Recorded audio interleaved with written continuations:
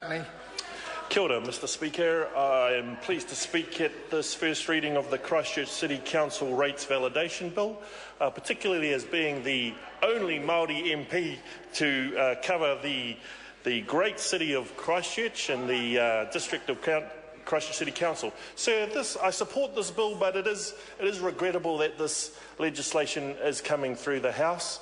I'd acknowledge my parliamentary colleague Nikki Wagner for her work in sponsoring this bill, but it is regrettable, sir, because yet again we're having to tidy up the blunders and all the faux pas that are going on with certain councils around the country. And sir, how hard can it be? How hard can it be for when a council actually goes through the procedural aspects of approving the rates, for them to not do this on one occasion, but it actually goes back 9 years, sir. 9 years where they failed to follow the proper procedure or proper resolutions that were passed, which has led us to the situation where we're now having to tidy up these messes.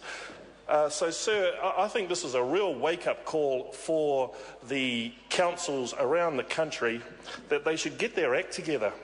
These are not small organisations. The Christchurch City Council is our second biggest city, metropolitan area in the country. You know, it's not a very small rural provincial type local authority, sir.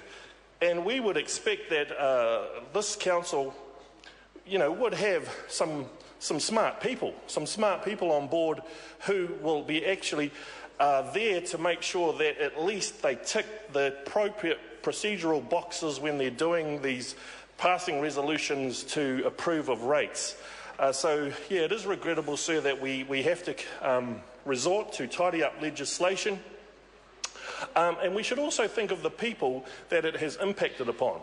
The fact that, you know, this has caused people to pay or pay arrears or whatever they've had to do, meet their obligations to meet their financial commitments in terms of paying rates to the council, when for 9 years they failed to properly approve the levying of those rates or those arrears or penalties, sir.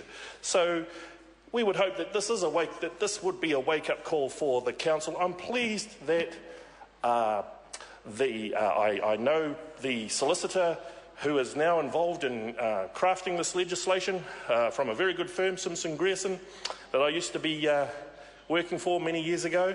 But that firm, sir, are experts in in local government.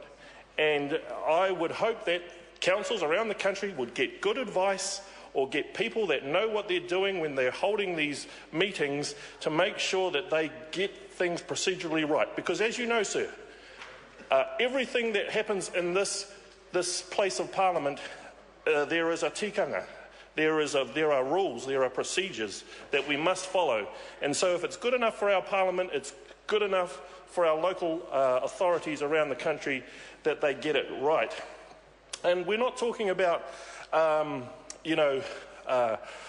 lay people. So I would expect that the chief financial officers, the chief legal counsel, chief executive, we're talking about highly paid public servants should have the skills and the ability and the wherewithal to actually get the procedures right when the councillors meet to actually approve these rates. Because what I fear, sir, is that this is just the tip of the iceberg. I fear that there are councils around this country who have procedurally...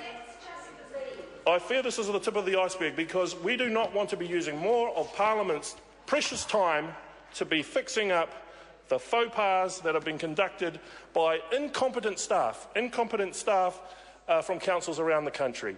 So, but having said that, sir, I do support this bill because we need to get this matter fixed. Kia ora.